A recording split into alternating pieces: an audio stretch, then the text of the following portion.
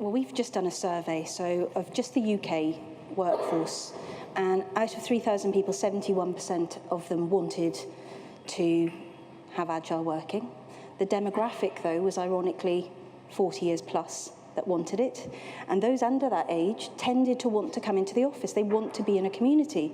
They want to be with people who inspire, engage, and drive them, I believe. Well, that's what we're seeing, but they do want an awful lot more than that. They want breakfast. They want the best coffee machines. They want the best sofas. They want the breakout areas. It needs, the office is definitely dead if you're thinking of the office, David Brent.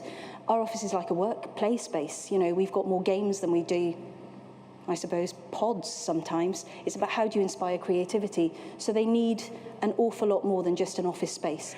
But now there's an expectation. And so really, I think it's less about millennials and more about this idea of ratcheted equilibrium. It's that this is the baseline, and then we ratchet it up, now that's the new baseline. We ratchet it up, now that's the new baseline. So everyone expects this level. It's simply that they never worked that way. So they never had this idea of the 50 years and the gold watch. A kid today who's just leaving high school will have 17 jobs in 5 industries. Let that marinate for a minute. This is not a job for life and a gold watch. 17 jobs in 5 industries. How are we preparing them to be that fluid?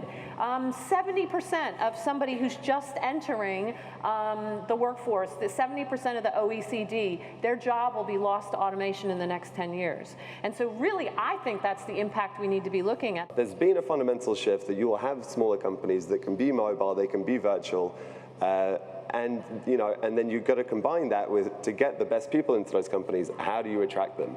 And I think that's instinctive qualities, which is community, which is a sense of pride, which is a culture, and I think that requires a physical space.